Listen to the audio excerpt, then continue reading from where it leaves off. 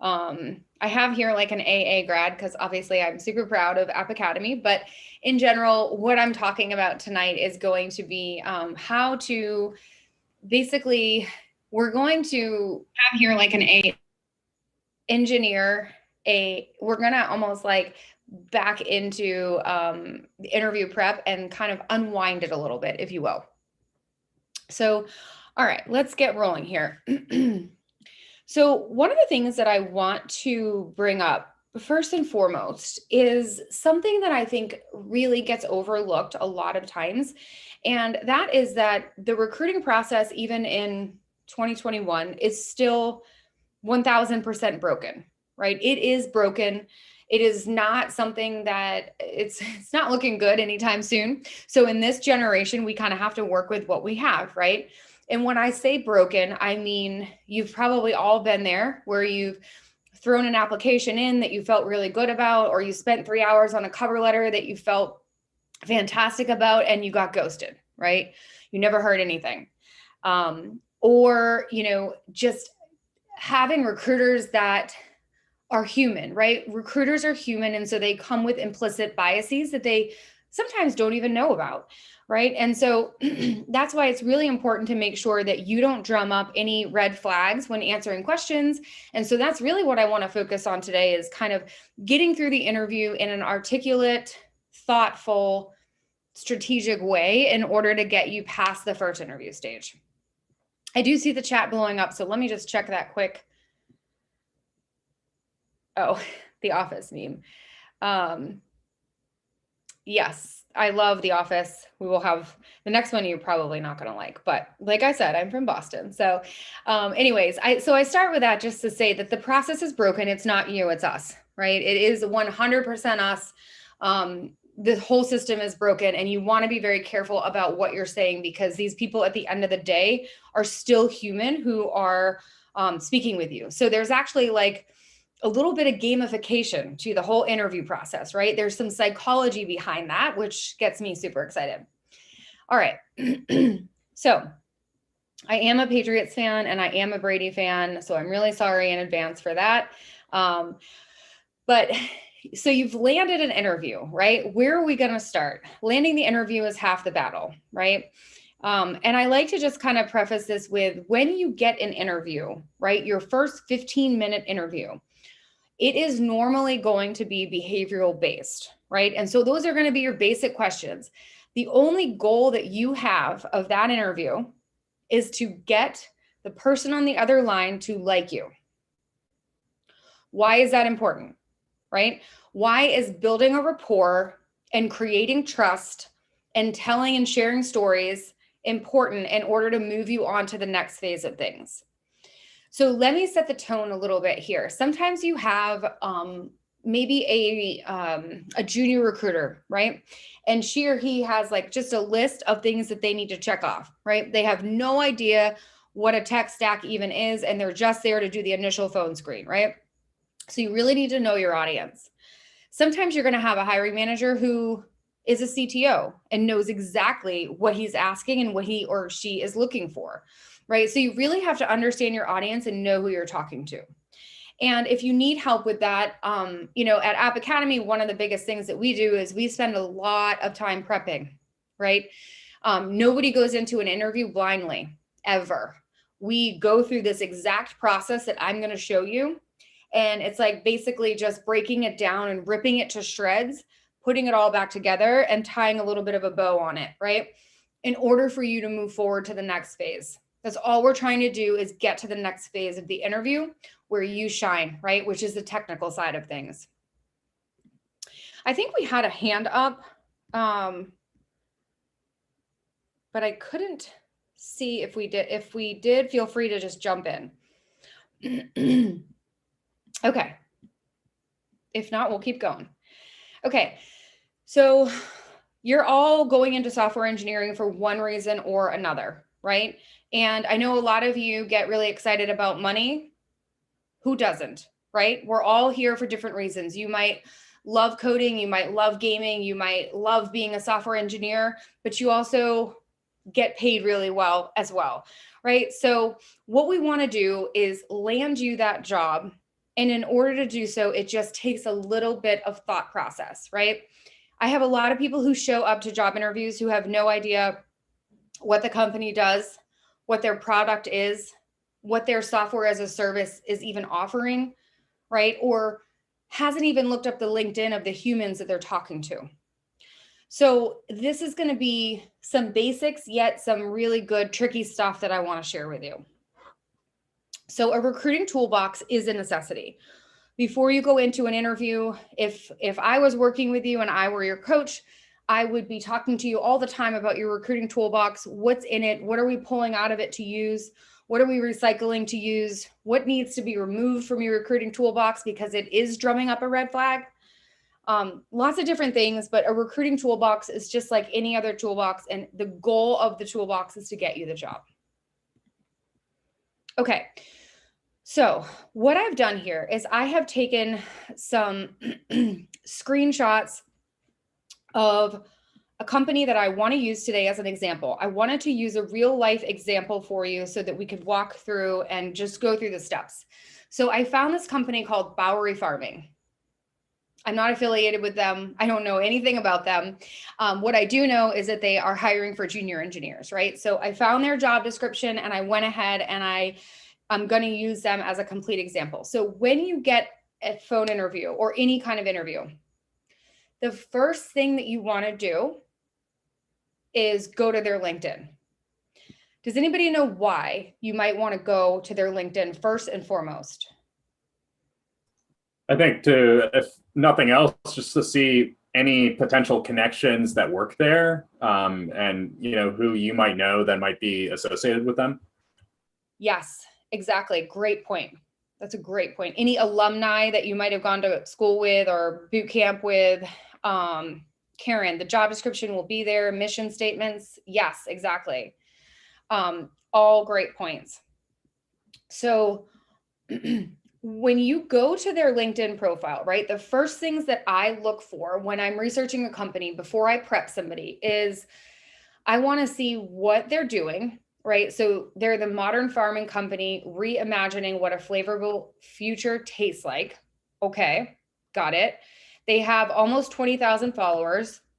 Check. They have 264 employees. So that allows me to decide, do I want to work with a 300-person company? What am I looking for? Am I looking for something smaller? Am I looking for something much bigger? Doesn't matter. What I need to know is that they have 264 employees, and is that something that I'm looking for? If so, great. Let's move forward. So here's a little bit more information that I can find just from their LinkedIn. So most importantly, if you scroll down, on the left, you'll have the website. On the right, you'll have their funding situation, right? So I could go to Crunchbase and find out their funding situation, or I could just look on LinkedIn, where I'm gathering tons of different facts anyway. And I can see that they're in Series B at 50 million, right? And one of the things to note, if you're not familiar with funding and all the different rounds, Series B is a great place to be, right? It's still pretty early on, but it also is where you acquire a large amount of funding in order to scale and grow. And what that means is that they're going to use that money to hire people in order to build the company out. So it's a good time to be applying, and it's a good time to dive into this company and hopefully get your foot in the door. So the other thing that I can see here is that I can see who their clients are. I can see their career page.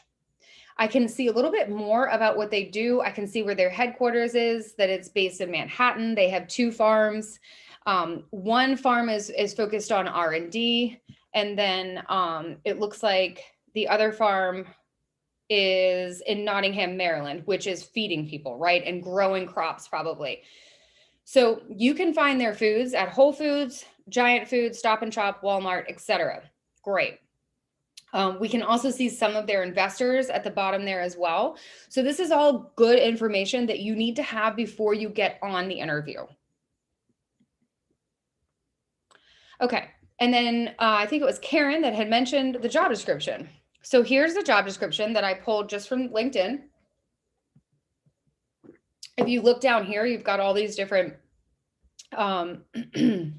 headlines that you can click. So I can hit about, post, jobs, life, people, insights, videos. So I pull that from jobs. And I can see that it's entry level. And I can see that for this role specifically, they are using, I can see their tech stack underneath. It looks like they're using AWS. It looks like they're using Vue.js and React on the front end, and they're also using Elixir.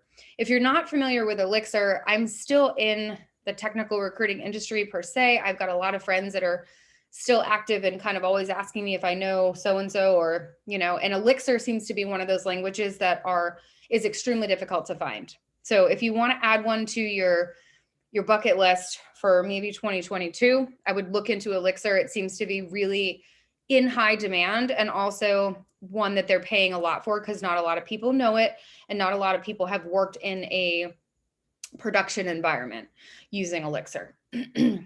So what I want to pull from this job description is the most important things for me would be that I am going to be developing software systems to power a modern farm. Okay. So I'm going to write that down, right? And then I am going to look at the day-to-day. So I'm going to be building out work management systems, data collection, visualization, control systems, and farm automation. I do get to be a part of idea generation, design, prototyping, planning, and execution of new software, right? So all of those keywords are going to want to be used in a lot of my answers to the questions that they're asking me, because you want to speak their language when given the opportunity, right? It builds more rapport and more connection, and it shows that you are a like-minded individual who may or may not have done their research. Okay, just checking the chat. Monarch, if you know Elixir, you might be up for hire. Okay, so here is just another screenshot of, I just zoomed in on the same paragraph from LinkedIn, right? So their produce is available in 800 grocery stores.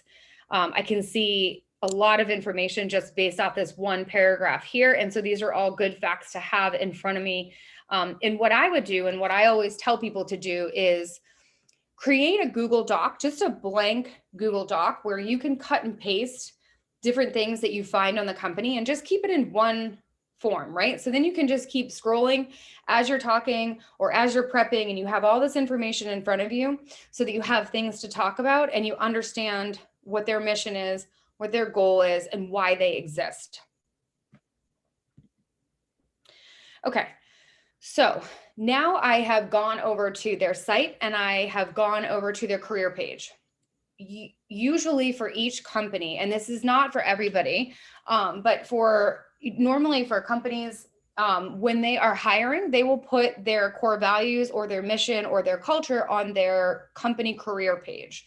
So that's normally where you can find it, and it's usually all the way at the very bottom of the site.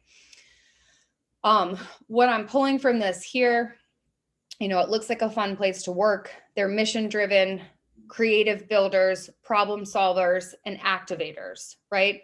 So those are some keywords that I'm going to jot down when I'm answering questions about myself, right? So if I'm asked, what are my top 3 strengths? Why should I be hired at Bowery? And what gives me a competitive advantage over other applicants? Well, I'm creative. I'm a problem solver, right? I'm an activator. You can use their words to align with them at a different frequency, rather than just saying, you know, I'm a people person, or I'm a good team player, or I learn fast, right? Those things are all great, but you don't want to be mediocre, right? You don't want to be like everybody else giving the same mediocre answers. You want to be using their verbiage to create a different frequency with the person that you're talking to, right? You want to stand out, because there's a lot of people interviewing, especially for junior engineer roles. There's tons of people interviewing for the same role. So how are you going to make yourself stand out? Check the chat quick. Okay, so Grant has a question. Does this strategy change if you're talking to an HR person or a senior dev? So Grant, if you're there, let's talk about that a little bit. Can you just elaborate which strategy are you talking about? Giving detail or using their words? Right, like using like their company words and their slogans and all that stuff. Is that more what an HR person's going to be looking for, less what a dev would be looking for, maybe? Or or does a dev go in with like a hiring sheet that they were given by HR that they have to look for too? Like I've only interviewed a few places, but it's been like two HR people, and then I just got interviewed by two senior devs at the company that I would be working under them directly, but they were my initial interview and I wasn't like ready for that. You know what I mean? Mm-hmm. So I just didn't know but I approached it a little bit more relaxed than I did with the HR interview. And I just don't know if there's like a different strategy for each one or if we should just try to be relaxed anyway or what. No, that's a really great question, actually. And this strategy, and I'm going to give you examples of what to ask a software engineer, what to ask a CTO, what to ask a hiring manager. But in general, this original, like the beginning strategy here would be more for that original, like 15-minute behavioral conversation. When you're talking to senior devs and CTOs, you can usually expect that that's going to be a lot more technical and they're going to care about things that are a lot more technical rather than the basics. But for an HR person, specifically an HR person or a recruiter who is maybe junior or new at their job, they're just going to be looking for keywords essentially. Gotcha. And a lot of those will come up in your personal pitch too as well. Okay. And that's what doing that extra bit of research is for, is so you know who you're talking to, so you can kind of curtail what you're about to say before you get there, kind of thing. Yeah, exactly. And so before you jump on the phone with anybody, you should know exactly who you're talking to. And that goes back to just kind of knowing your audience, right? So if my first interview is with a CTO, I'm going to prepare much differently than I am with a person that is from HR who has no technical background. Right? Gotcha.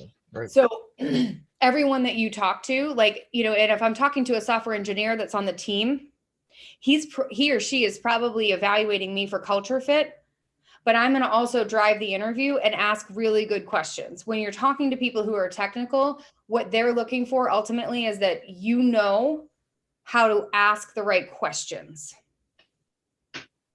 Gotcha. So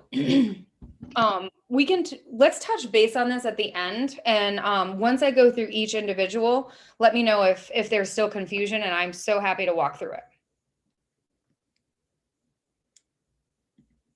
Okay. So the next thing that you're going to do in order to research the company before talking to them, right? To have better answers, better key points, a better understanding of what you're even walking into, right? Is really understanding who they are and what they stand for. So this is a screenshot from their career page. And so you can see that their core values are on the bottom there.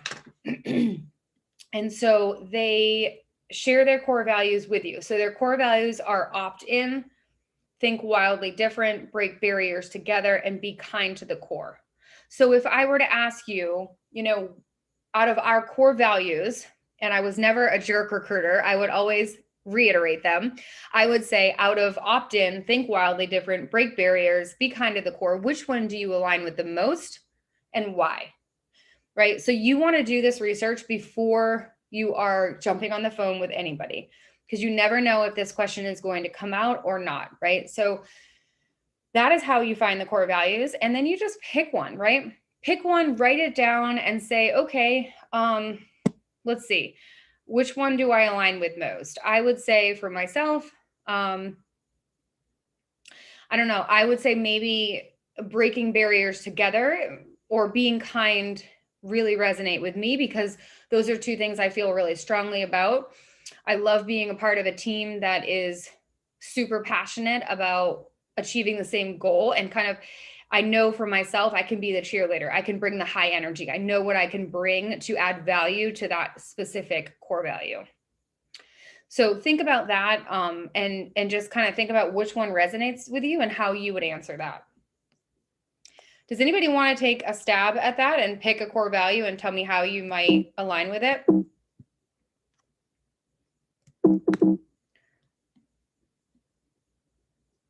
Sorry, I went ahead one, but let's see here. And Leanne, are you okay if people just like unmute and talk with you? Do you want this in chat? How do you like them to talk with you? Either way is good. People can just speak up, or you can put it in chat, whatever works easier for you. Cool. Yeah, we always encourage people to open up their mics and chat. So if you guys want to just talk in the mic, that's cool. You can chat in the Zoom box at the bottom of your screen as well. Awesome. Thank you, Monarch. Okay. So we will, we'll keep going here. So here's their Instagram, right? So has anybody prepped for an interview before and looked at their social media to make sure that they were looking at relevant articles or things that they know the company cares about because they're taking the time to put them out there into the universe? Has anybody done that before? Yeah. Okay, good. So what's important here from this screenshot, right? What's important is I can see that they actively post. I can see that they have 25,000 followers, which is pretty awesome, right? And then I can see their hashtag is always growing as well. So the more information that you can arm yourself with, the better you are going to do. And so here is just a quick screenshot of their Twitter, right? And so they have 7,000 followers, decent. I can see they're based out of New York, which we knew. I see what they do again. But more importantly, if you look at their May 21st post, you can see that they were featured on Future Food podcast. And what they talked about was their latest innovation hub for plant science, right? So their latest addition to innovation for them based on their R&D farm, right? And so this is good information to arm yourself with because it shows that you're doing research. And I would even go as far to say to listen to it, right? And to hear what they say, to hear, you know, what they talk about, what are some of the words that they use, what's important to them as an organization. And so, you know, when I, as a recruiter, if I were to say, tell me why you want to work at Bowery Farming, there's tons of reasons right now and why I would want to work here. Does anybody want to give me a couple reasons that they would want to work here based on the findings we have so far? And feel free to just speak up or put it in the chat either way. So for me, Bowery Farming here with this Future Food podcast, I would say to them, yeah, so great question. I think that first and foremost, I really align with your core values as an organization. I understand and can get behind the mission that you are on to reimagine farming in general. I love the idea of that. And most recently, I was listening to a podcast that you were featured on. It's called Future Food. And I really enjoyed listening to your CEO talk about the newest innovation hub that you have for R&D. It's just, I'm super passionate about sustainability and growing organic food. And I really loved hearing about how you are super innovative as an organization. It seems as though you're one of the leaders in the industry, right? And so that would be my answer on why I want to work there. Anybody else want to give it a shot? Culture, core values, mission, location, maybe. Let's see. Yeah, I kind of really like how they're blending farming, which is, you know, traditional industry, with science and, you know, modern tech. It's really interesting. So that there's something there for everyone. Like if you're a farm girl or boy, grew up on a farm, like you can talk about your experience growing up on a farm. If you have a STEM background, you can talk about your STEM background. There's like so many places for you to grab commonality. I grew up in a city, and I'm really into marketing. So I would just maybe even bring up the fact that they have a beautiful logo, and it really brings the point across so well. Like there's so much that you can pick up on but yeah, like to me, like growing, like always growing, science, innovation, all those things seem to be popping up for me. Yeah, thank you, Monarch. I appreciate that. Grant, you bring up a great point about, brown noshing or the same. I know what you're trying to say. I understand what you're saying here. In my experience, I would rather risk looking like an overachiever rather than someone that showed up and didn't care and trust and believe it happens every day. Sometimes I remember in recruiting, like I would get on the phone with some individuals and they're like, I don't even know what company this is again. Who am I talking to? What do you do again? Right. I would rather you risk coming in armed with really awesome facts and reasons that you want to work there, because to me as a recruiter, and maybe it's just me, but remember, the process is broken. You don't know who you're going to get. You don't know what kind of biases they have. And my biases as a recruiter, and you don't know this before you jump on the phone with me, but if you don't come armed with this awesome research and facts about the company, and you don't know who you're talking to, I've checked out. I stopped listening, right? And that's what you don't want to happen. Again, that's not every recruiter. That's my own biases. But great question. Okay. And here is just a screenshot of their LinkedIn, right? So here is, you want to follow their LinkedIn. You want to see what they recently posted. And it's very easy to find what they posted, what they've commented on. You can see all of their action on LinkedIn. And they have 18,000 followers, which isn't too bad, right? And so this also gives you another, base to talk from, right? And they think that they are sophisticated, right? They're doing vertical farming, and they really feel as though they are cutting edge and innovative. And so that's what I am going to focus on. Okay. So I just saw Monarch ask a question in there, so I'll give it a second before I dive into this. But what I'm going to do is break down with you. I think I do 3 individuals here. So we'll do your first barrier of entry and what that looks like, second and third, and then specific questions to ask the individuals when you're interviewing with them. So I would also love to hear if anybody has gone on an interview most recently and has written down very thoughtful and articulate questions to ask each interviewer. Is that something you guys are already doing? And if so, would anybody be open to sharing 1 or 2 of their questions that they've come up with?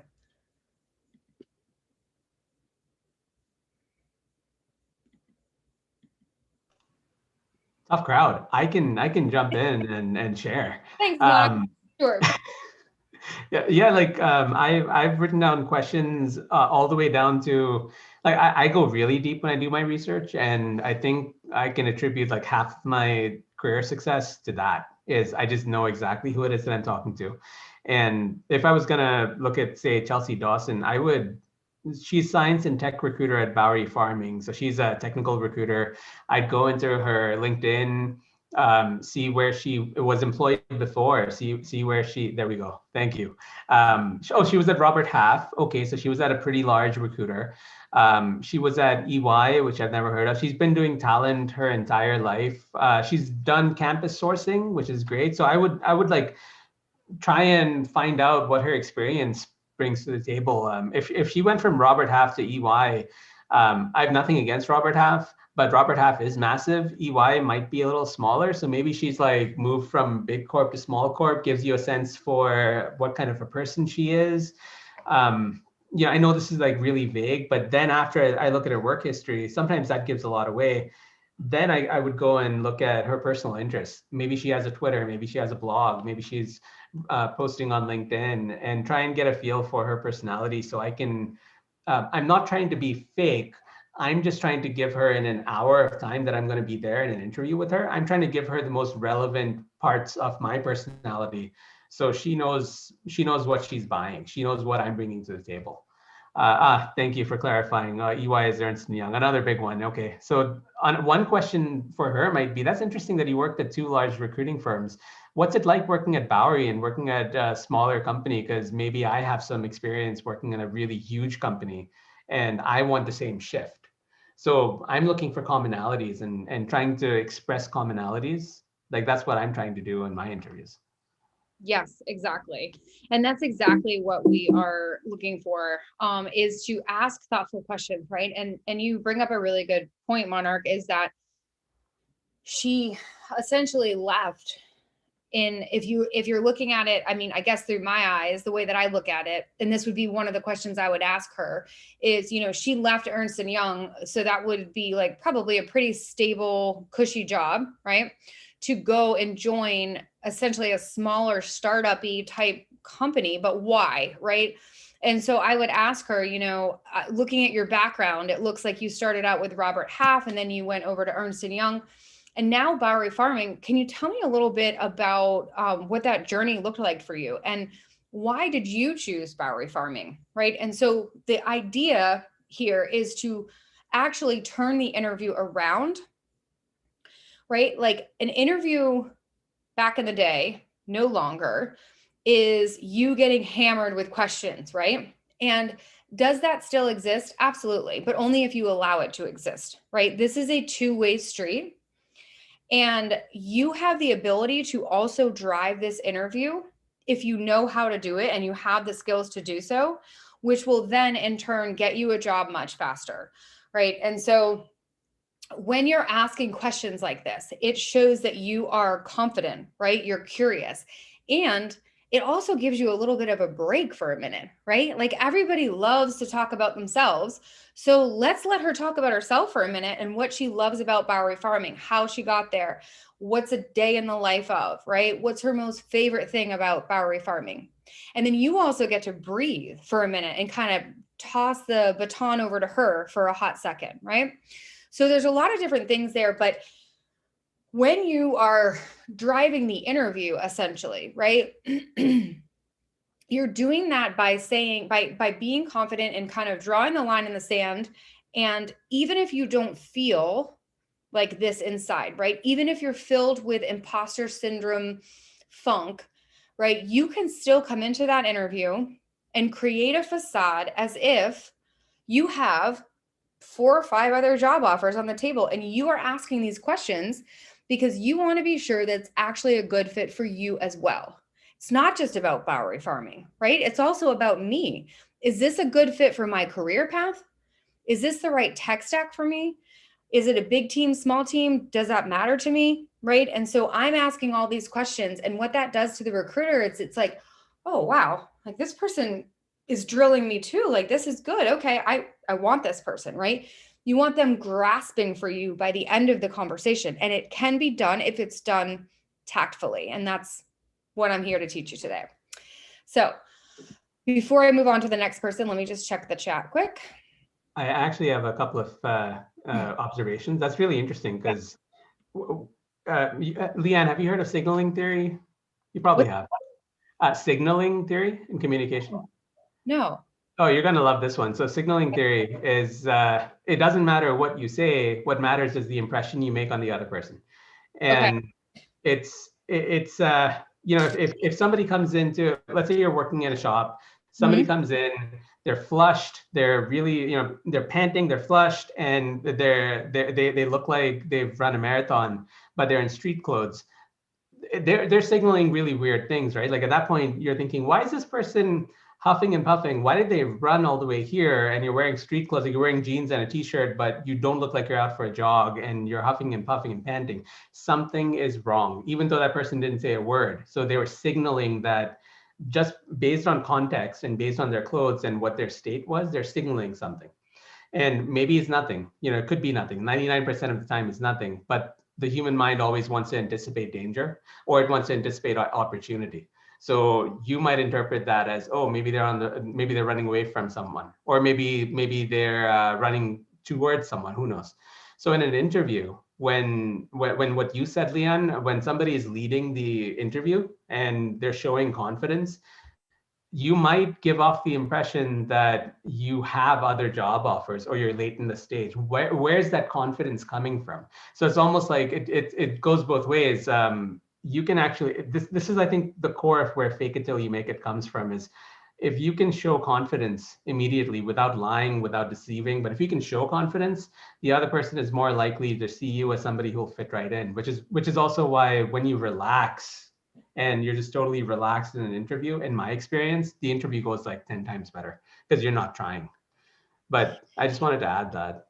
Yeah, I'll totally do some research on that. I love that. It's so true though, because what is the other saying? It's like, it's always best to interview when you have a job, because it doesn't matter either way if you get the job or not, because you still have one, right? So you go into it with a different attitude. And it's the same thing here. And like Monarch said, there is no falsifying anything. You don't need to create jobs that are pending, that are on the table, those that don't exist. You don't even need to do that, right? You just need to give off the signal, if you will, that, you know, you are asking the right questions because you genuinely care if Bowery Farming is going to be the right fit for you and your career. And just by doing that, you then create this aura of, I don't need Bowery Farming. In fact, Bowery Farming needs me, and let me tell you why, but in obviously a less arrogant way than that.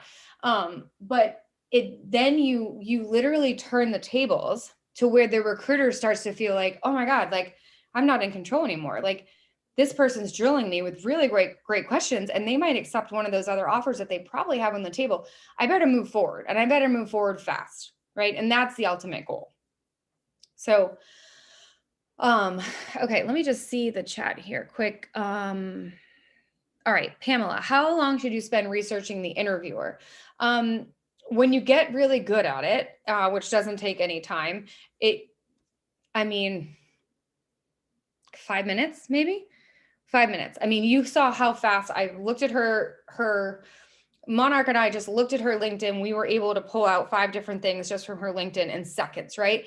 When he said to find if they have a blog, or maybe your CTO you're talking with has a GitHub or something else that you can find, or maybe they have a portfolio that they're advertising on LinkedIn, you can go the extra mile, but it doesn't take a lot of time and effort to even just glance over their LinkedIn profile and have it up when you're talking to them. And Jonathan, you won't always get the name of your interviewer, but you can always ask for it, right? So if, for example, someone sends you an invite for an interview and it's a couple of days out, I would always write back, you know, a nice email that just said, hey, you know, like super excited to interview, really looking forward to it. You know, any idea on what to expect? Will this be more behavioral?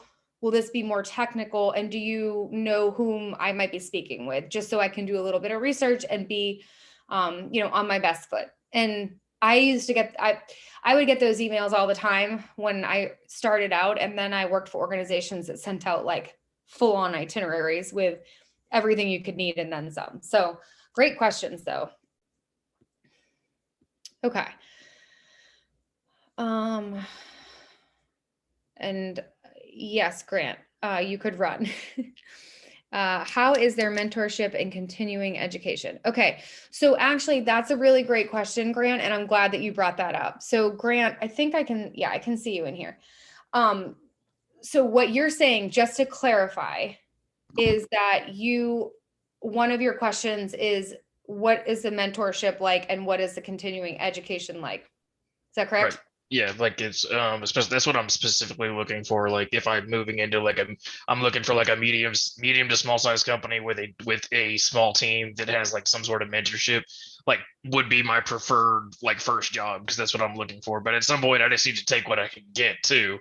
But like, yeah, no, that's what I mean. Like, that's what you were asking, like what kind of questions we go into an interview with. So that's one of the questions like that I know I'm going to ask any interview, right? Is like what kind of mentorship there is.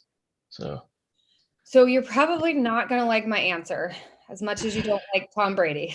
yeah, well, but you bring up a really great point, and I'm so thankful that you did, because this is a great time for me to bring this up. So in fact, today I was prepping somebody earlier for an interview and their questions were similar to yours. What is the mentorship like? Will I have somebody senior there kind of guiding me, checking my code? And what does the continuing education look like? What do the benefits look like? Does anybody see any commonality with those questions? It's like a me kind of thing.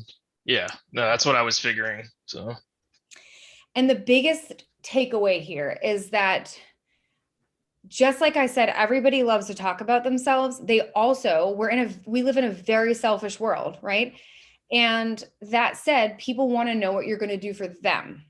They do not want to talk about what they're going to do for you. And whether that's right or wrong, the process is broken. So I'm just here to tell you the facts, right? And so when you are asking questions, while those are good questions, Grant, what you want to do is save those for the very end if you have time. You normally only get the opportunity to ask 3 to 4 questions without being annoying. Anything over 4 is too much. So 4 questions max. And if you have the opportunity to ask those questions, I would ask those later on in the process so that it isn't me, right? And I'll give you some examples of the questions that you can ask as we go on further with the other 2 individuals that I'm going to highlight for you. So does that make sense, Grant? oh yeah, no, totally does. Like as I was saying it out loud, I was like, that sounds like a me, and this is your initial. I want to know what I can do for you, so you can give me to the person I can actually talk to about this stuff. Right? Yeah. Exactly. Your only goal is to get this person on the phone to like you so that they will pass you off to the technical team so you can then work your magic and shine, right? Because that's where you're going to light up. Most engineers don't want to talk about themselves or their background. And it's easier to talk tech, but you have to get through this initial phone screen. And and to be fair, Grant, most people, they come at me with those questions every time. So it's not out of the norm that you would think to ask those because they're normal questions. But in fact, we need to turn those around to drive the interview and get back in the driver's seat, right? By being so overly self-aware and asking the right questions on how we can help them versus them helping us, even though we know they're going to help us and give us great benefits and have mentorship, et cetera. Those are not the first questions we ask. Okay. So let's keep going. Okay. So this is the last part of her LinkedIn. And the only reason I screenshotted it is to Monarch's point.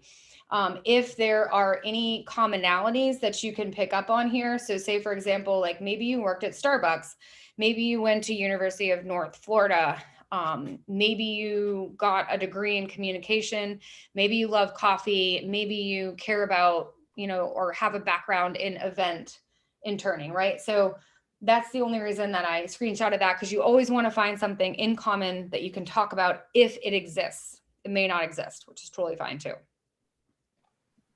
Okay, so our second barrier to entry. So this is, I just call him Manic because I feel like every time I butcher his name. So we're just gonna call him Manic. I don't know Manic. He probably thinks I'm super creepy because I'm constantly looking at his profile. But that's okay. I'll take it for what it is. He'll probably reach out to me one day and be like, are you all right? Like, what are you doing? Anyway, so you can see his title. He is the VP of software engineering here at Bowery Farming, right? So we know that he's technical, right? And we know that he knows his stuff. So our conversation is going to change slightly. So let me just grab a water. Give me 1 second. I don't know if anybody else has this addiction, but I have an addiction to soda water. Oh my God, me too. I actually picked up this soda water habit because I used to drink Diet Coke just way too much. And then I just wanted to cut the habit of soda, even if it was diet. So we used to have someone who used to work for us, and her and her mom were into water tasting. And that kind of got me into just tasting different. I don't know, like I was at a grocery store one day and I picked up like 3 different types of waters. And next thing you know, I'm a water taster. And my name is Navi.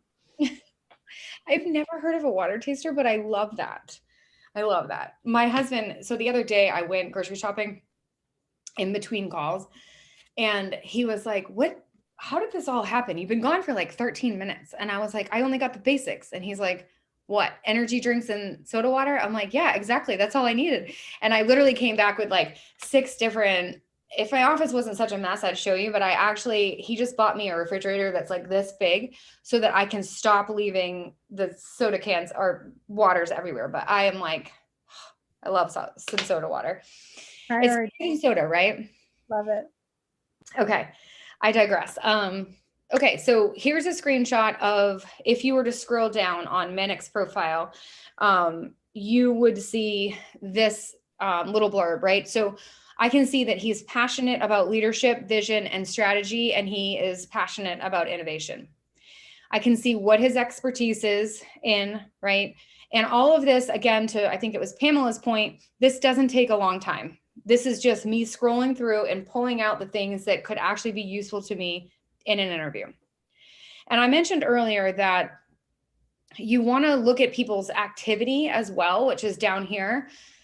He wrote, have a nice break to somebody, and then he wrote, congratulations to somebody. I could click on see all activity, and I could see everything that he commented or he posted so that I can see what is important to him, right? And so, and this is going to be kind of a dumb example, but I'm kind of just winging this example. But say, for example, he posted a really nice blog that he found on what DevOps is and why you should use microservices architecture. And you went off and went on a tangent about how stupid DevOps is and how it shouldn't even exist, right?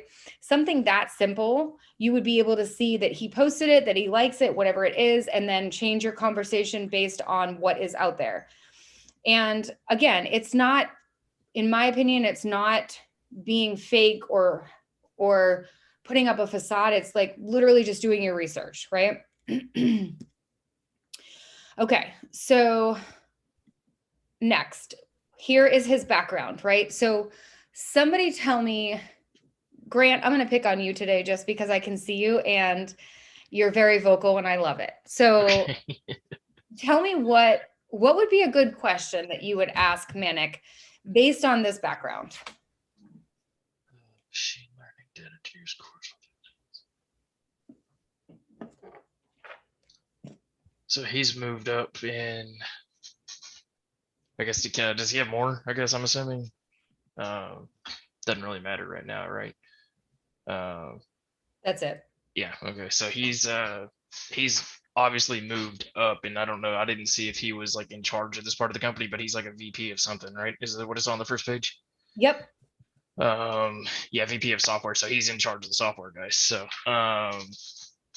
So he's been managing for a long time. So I would try to lead that to what kind of teams he's looking for, or like what kind of people he likes having on. Does he do like the whole seats on a bus, or does he do just the people that get along good? Doesn't matter for the productivity, like that kind of stuff, maybe. Okay. Or no, but he's great. not really like a team leader anymore. Either he's the boss and he has his managers in to do all that too. So I'm not actually sure. I've never talked to somebody that important. I'd like to ask a question. Yeah. I would probably ask, because he's only been at the company for 3 months. Right. He's still pretty recent. So maybe I would ask him about his onboarding experience, or maybe his first impressions of the company, or why he chose Bowery over other companies. Exactly. That's a good one. Yep. That's great, Karen. And great job, Grant, as well. Yeah, one of the questions that you could ask him would be, so when he says, okay, Leanne, it's your turn now to ask me questions. What do you have? So some of the questions that I would ask him, I would say, thank you. Thanks for being here and thanks for the opportunity. One of the first things I would love to ask you, Manic, is, just out of curiosity, as I'm on my own software engineering journey, and I happen to look at yours, and you were head of data at Mercari for almost 3 years. And, that looks like an awesome company working in machine learning and data engineering. In making this decision, in joining Bowery Farming. Can you tell me a little bit about why you joined? Why did you leave Mercari to go to Bowery Farming? What is it about Bowery Farming that you love? Why did you make that jump? Can you tell me a little bit about your journey to Bowery Farming and what sold you on Bowery Farming? And then then I get him to talk about himself, to buy me a little bit of time, let me breathe a little bit, right? Take the pressure off. And then from a software standpoint, I would ask him, it looks like, Manik, you've been there for 3 months, but prior to that, you have a lot of engineering experience, especially at the management level. So I would love to just hear your idea of what makes a successful engineer at my level. What do you like to see from your engineers? And so if you could even think about 1 or 2 that are on your team now that are extremely successful, what is it that makes them successful, right? And start to get him thinking and start to get him, ask him the hard questions. We're not here to just ask him the basic questions because everyone's going to ask him the basic questions. So you need to stick out and get him to be on his toes too, so that you're back in the driver's seat. Okay, I'm looking at chat right now.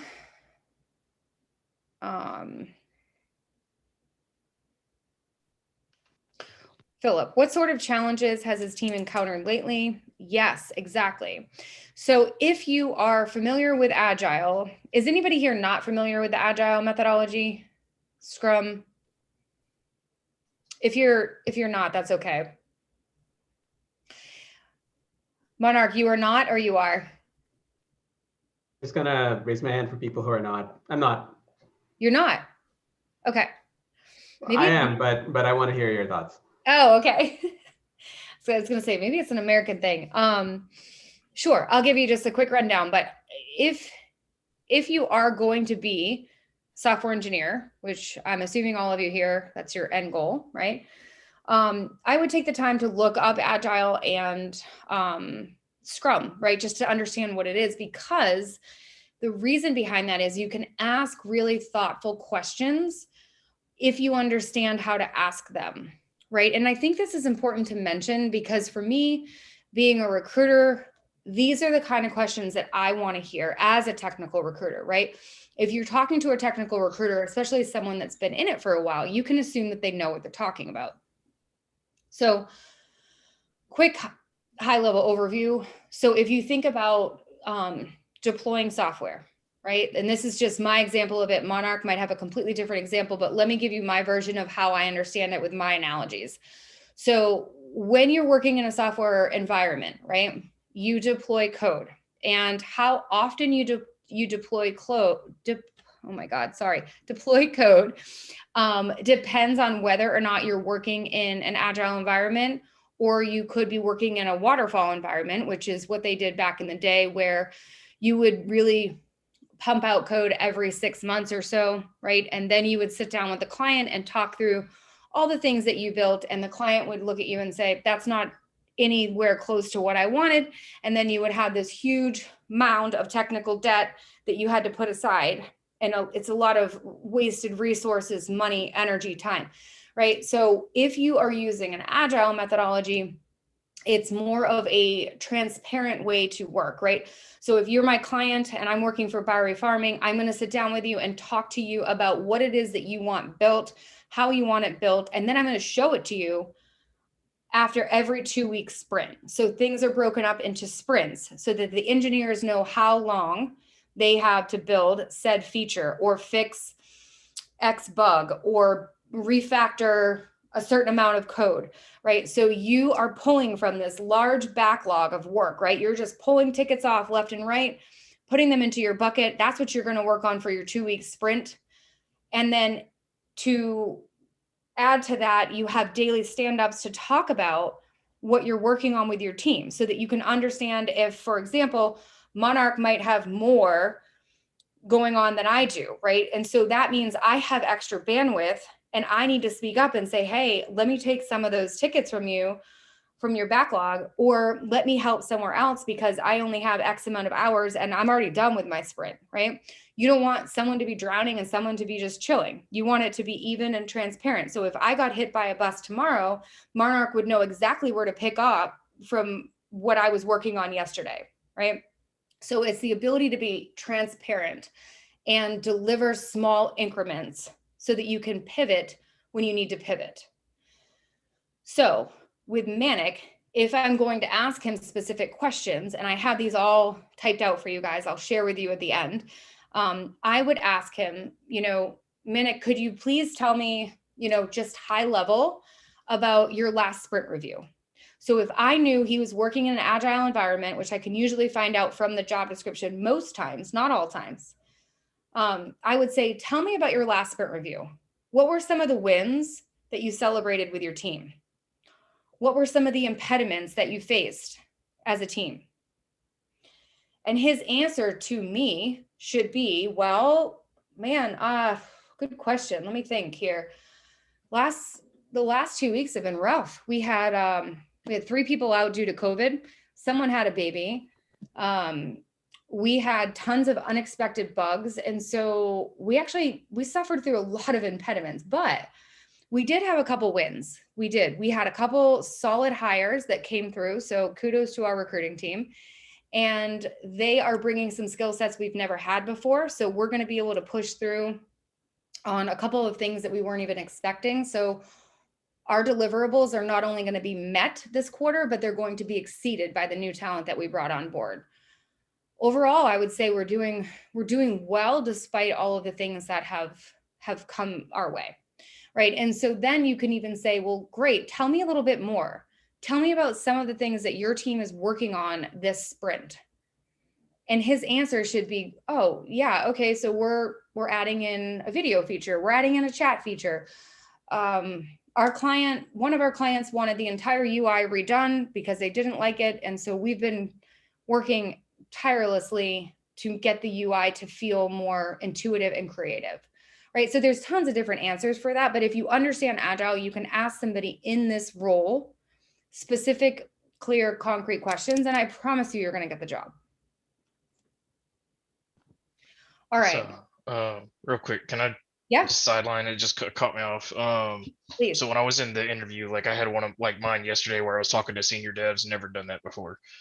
They were asking me questions like, if we were to take you on and put you in UI UX, how would you feel? Like stuff like that. And I wasn't ready for those questions.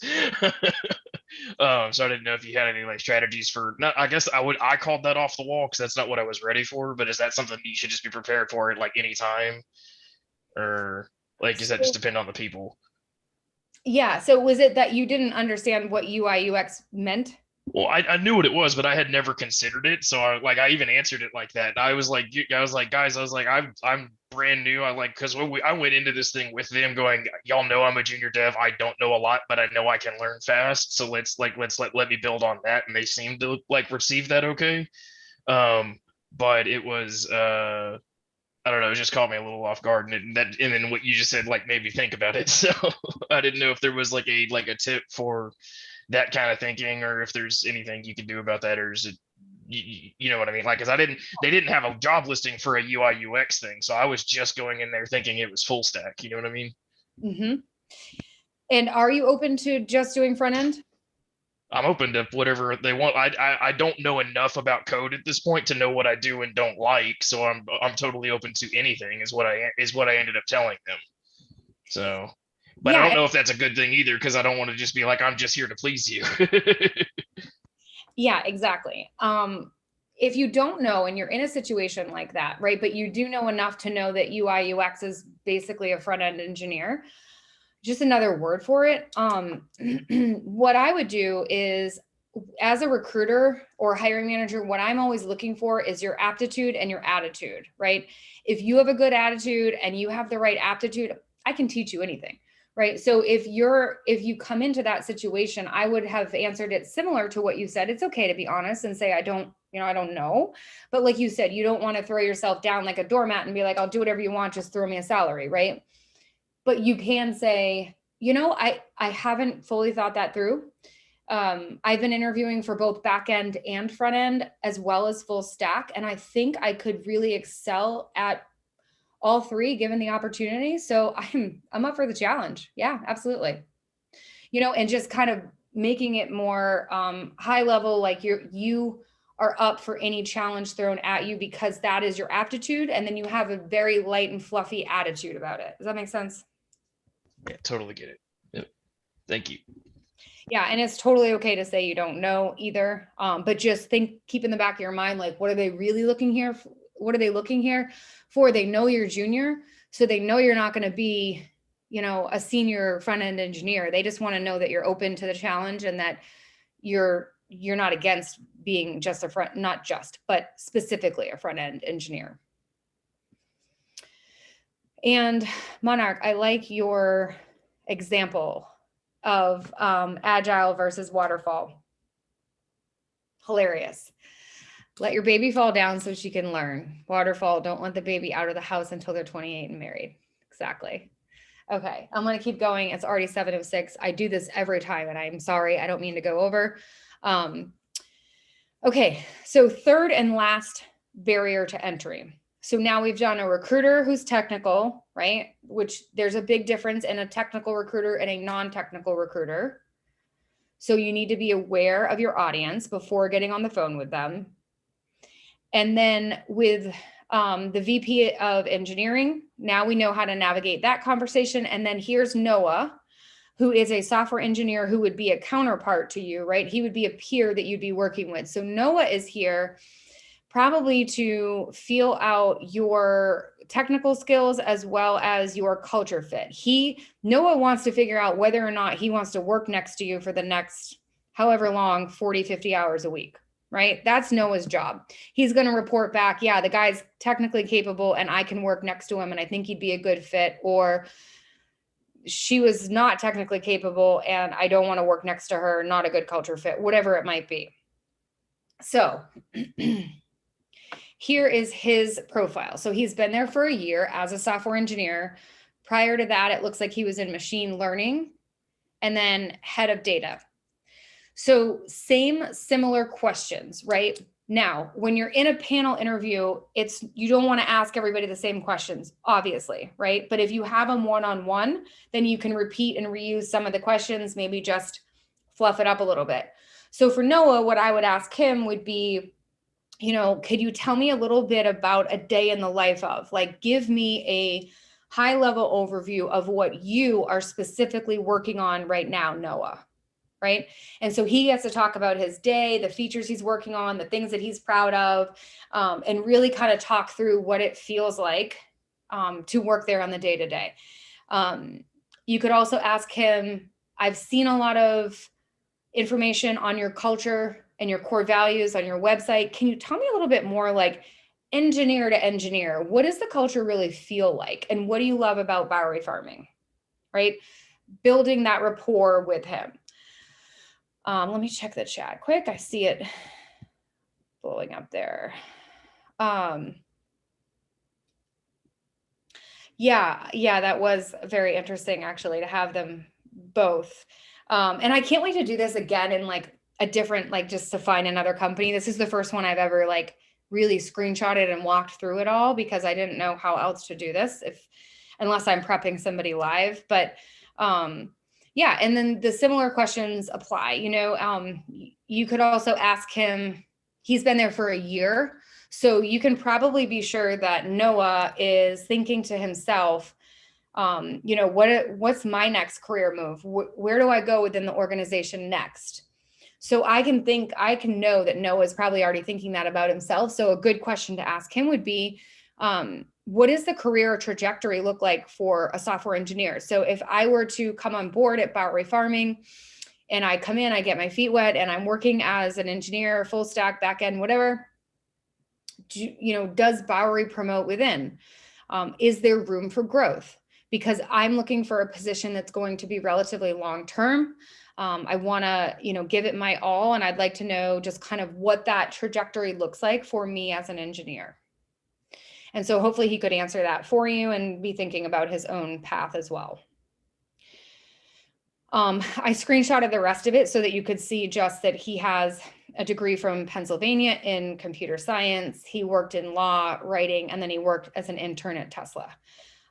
If it were me and I were trying to build rapport and a connection, I would probably ask him, like, You know, at the very end, maybe after everything's gone really well, I might just say, Noah, I got to ask you, you know, I'm a big fan of Tesla. Can you please just tell me what it was like to intern there? Did you love it? Did you hate it? What was it like? Just again, to get a good, warm, fuzzy feeling. You want to leave him in a good place so that he goes back and tells Manik, hell yeah, we need this guy or this girl on our team. No brainer. Let's do it. Okay, Jonathan Chan. It is also interesting to see that these heads of data become software engineer. Not sure about the hierarchy, but isn't head of data higher.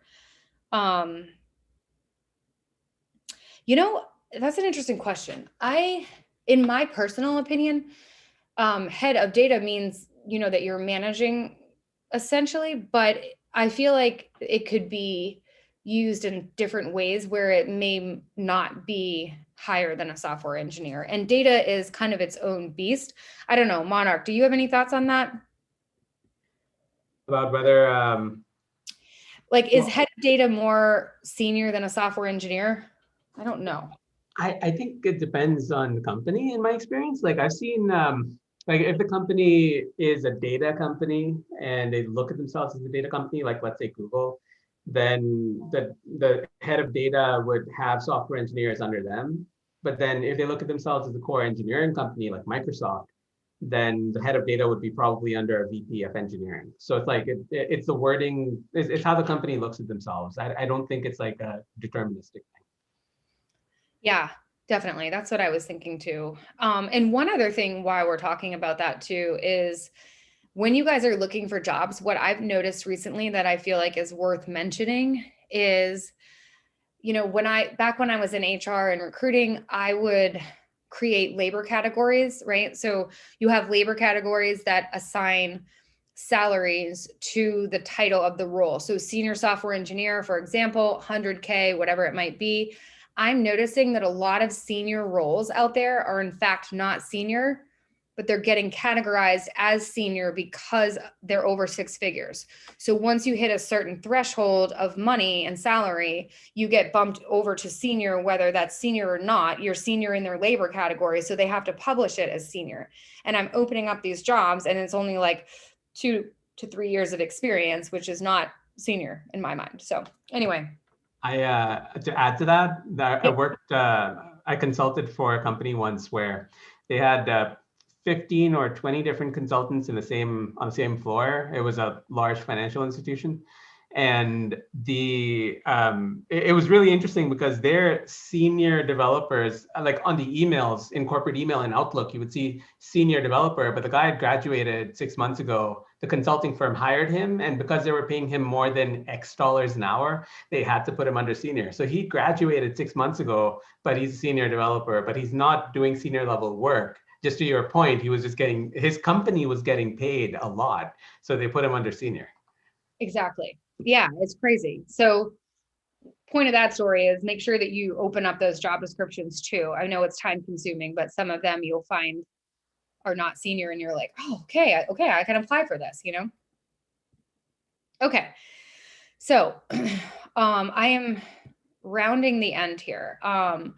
So just high level,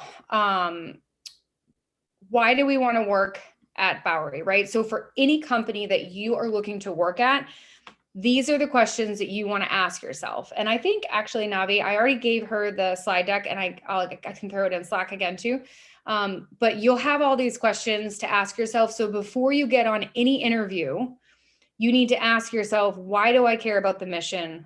What is the problem that they're solving? Do I even know what they're solving, right? If not, figure that out.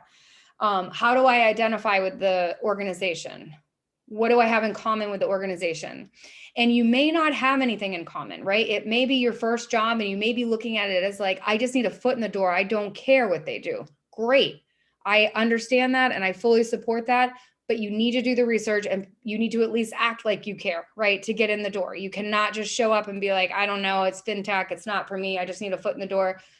That's going to keep you in the job search for a really, really long time. Check out the core values, see if you do align with them, right? If it makes sense for you to work there.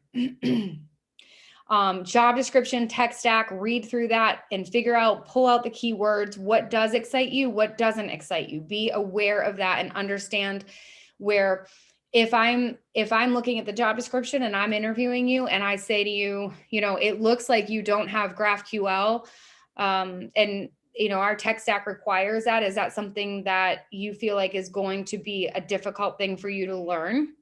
Be ready to answer that. Be ready to say, absolutely not. I just went through a boot camp, or I just did a hackathon for a Mint Beam. I am able to pivot and learn extremely quickly, especially when I'm passionate about it. So GraphQL, like, bring it. And then just look at their culture and see how you align with them and if it makes sense. And that's a big thing. People are looking for culture fits, right? They don't want to work with people that they don't want to work with, right? Even if it is remote, you're still having to talk to these people all day long. So you either are a culture fit or you're not. So keep that in the back of your mind. Okay.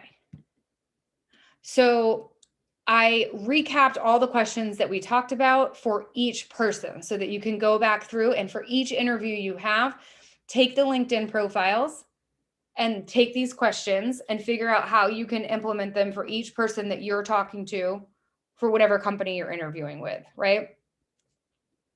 And then things to pay attention to, right? Take a little bit of notes for yourself. She just started there, to remind yourself that she's been a technical recruiter, so she knows what you bring to the table. And that's a difference between a technical recruiter versus a non-technical recruiter. A technical recruiter is gonna see the value in the tech stack that you understand. A non-technical recruiter is literally just gonna be checking off boxes, which is fine. You just need to know your audience. Questions for Manik, right? So we went through most of these, but you can take a quick look here at these questions. Feel free to take all of these and make them your own. What is the growth strategy for Bowery Farms for the next 5 years? That's one we didn't talk about. And that should be something that, as a VP of engineering, Manik is pretty on top of. So these are really thoughtful questions that are going to set you apart from everybody else, right? And you can see here how these questions, if I were to be interviewing, these have nothing to do with me, right? The questions that I would ask that have to do with me, like, what does your benefit package look like? Do you offer education stipends? Do you offer at-home office stuff? Save that for HR. Save that for onboarding, or when you get your offer and you're going through it. That's when you can ask those questions, because those questions are not impressive. They're actually annoying, to be honest. So go out of your way to find really concrete questions that will inspire the interviewer and then give you the driver's seat back. This is a two-way street, and that's what you need to remember, is that that person is human as well. They need you just as bad as you need them. And it's up to you to create the confidence and bring that confidence to the table to keep them on their toes as well. This is fair game. There's no rules that say you can't do this. Okay, high-level questions for Noah. What is the overall workflow of the engineering team? So he's in the day-to-day, he's in the weeds, which Manik probably isn't, right? So Noah would know, what is the workflow? What are you using? Are you using Jira? Are you using Trello? What kind of software do you use? Do you have daily stand-ups? And then the last question here could be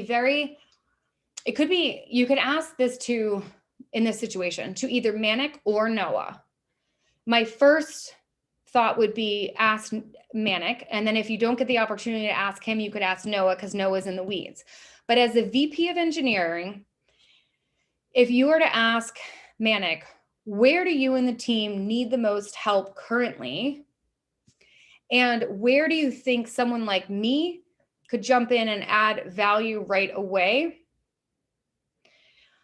That question psychologically forces Manik to push you forward in the interview process, because you've now got his brain thinking like, where do I need him? Why is this position open? Oh, I need him on team A, working on these features, working on this backlog under this engineer. That's exactly where I would put him. right? And so you are pushing that psychological process forward by just asking that question. And Manik doesn't even know that's happening. Manik's just going through the motions, thinking about where he needs the most help and where his team needs the most help. So when you get off the phone with Manik now has written down team A under Steve, software engineer, blah, blah, blah, working on blah, blah, blah. Great. And then he sends it back to the recruiter you originally spoke with and says, Noah signed off on this person. I'm signing off on this person. And this is a team that I need him or her on. Okay. I don't know if there are any App Academy grads on here. That would be awesome to know.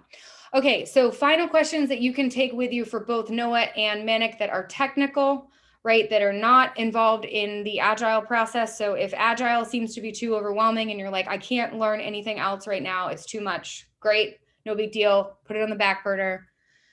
But ask some simple questions that are thoughtful, right? Not who is going to mentor me, but who comes up with features? What is the code review process? What features and products are you implementing this year? What are you getting excited about this year as a team? What is the life cycle of new features, right? How do we decide on new features? Who decides? What does that look like, right? And these are all questions that you could ask Noah or even Manik, depending on how things go with Manik. Jonathan, I think, Jonathan, I still owe you a resume review, don't I? Oh my God. Well, you got me. I'm here. So as soon as we're done, I'll jump on with you.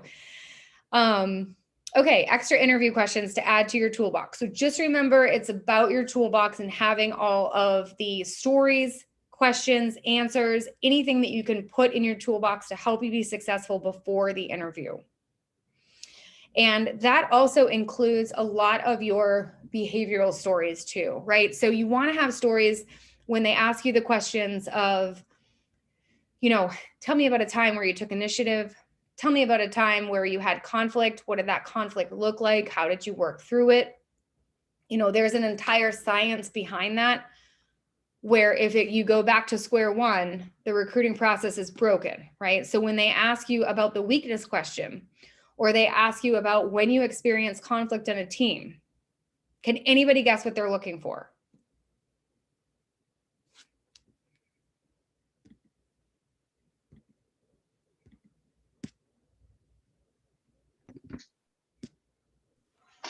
Okay, they're looking for red flags. I was about to say they're looking to make sure you're not a dick. Or that, exactly. And they're looking for red flags that may not even exist, right? I was just prepping someone, like I said, before this call, and his story was great. And it was about office bullying, right? And how unnecessary that is, right? And how immature that is. But the way that he phrased it came out super negative and non-emotionally mature and non-self-aware. And so we just had to backtrack to craft that story so that it remains even keel, right? And so when they ask you those kind of questions, they're looking for you to talk trash about somebody on your team, right? They're looking for you to say negative things so they can be like, oh no, this person has a red flag here or a red flag there that probably doesn't even exist. It just came out in the wrong manner.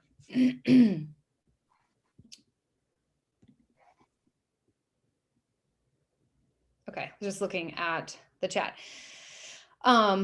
So, and I'll leave you with this, is one story, just to give you like a quick example of when they ask you, tell me about a time where you've had conflict in the workplace. What did it look like? It could be anywhere, anytime. Tell me about it, right? They're looking for you to speak negatively, show signs of immaturity, right?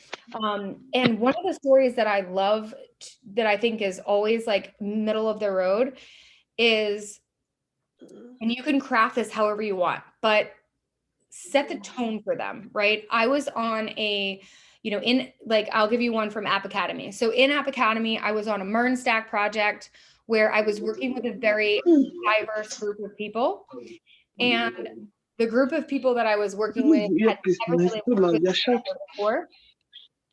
And we had to learn a new tech stack, and we had a deliverable that needed to be met in a very short amount of time. So the conflict was that everybody had different ideas on what the UI should look like, on what the back end should look like, on what the features should be, hell, even the name of the project, right? So there were lots of differing ideas because the population was so diverse and we had never worked with each other before, and the stress was really high learning MERN stack. So what we decided to do was whiteboard out all of our thoughts and ideas. And then together as a team, we came together and built a roadmap with all of our ideas and thoughts and perspectives. And we were able to hit our deliverable under time and all getting along at the end. And it was amazing, right? And so you're showing leadership, you're showing self-awareness, maturity. And could anybody pull a red flag out of that story? So that is an example of how you want to answer that question whenever given the opportunity. Doesn't need to be the same one. Could be anything along those lines, but never give any red flags. Okay, so here are some of the questions that you can ask that are a little bit more like the basic questions to round it out. What are the next steps? Is there anything else I can provide you with? And can I answer any final questions for you? Remember, you're driving the interview too. The more that you put yourself in the driver's seat, the more comfortable you get. So I would say take every single interview that comes your way to practice this, and you're going to get better and better and better. And the next thing you know, you will be picking which job you want. Okay, so that is the end. I actually don't have a workshop for you guys, obviously, but let me just check the chat. Feel free to put in any questions that you have at all. I can stay for as long as you need. Leanne, you're so awesome.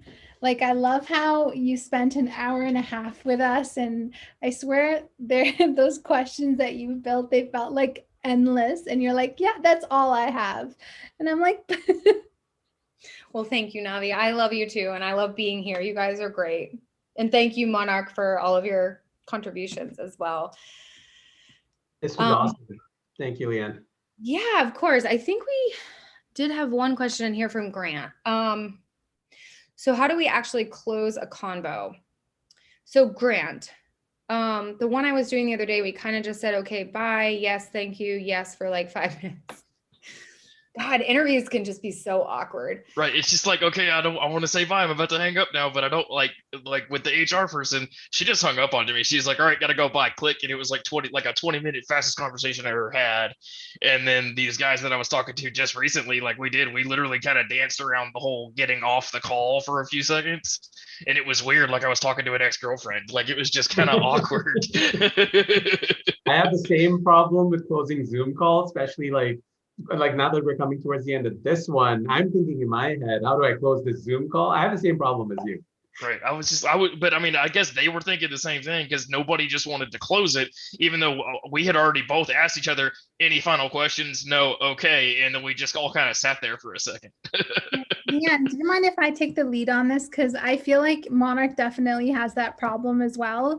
Because sometimes what ends up happening is either the conversation is awkward, or the conversation was so good that you don't want it to end. It's kind of like you want to know the person a little bit more. So it's totally okay, even if you've asked the question of, hey, do you have any questions, or you've asked that question and they've asked you that question. It's totally okay to say, thank you so much for your time. Really, really appreciate you guys spending an afternoon with us or with me. All right, if there's no more questions, I'm available via email. And then that's it. And then hit end meeting. And then hit it. I totally agree, Navi. Or even just saying to everything Navi just said, and then have a good day, end it. It's hard. It is really hard. I think it's hard with Zoom meetings too. Like even with my boss, we have awesome conversations and then we both say bye 15 times. Okay. It's because you know what it is, Leanne? Like I'll tell you, because it's not a natural way of talking, right? Because we have our phone for like, as long as we've known, whenever we talk to someone, is you kind of like put the phone away, or you like, you hit end.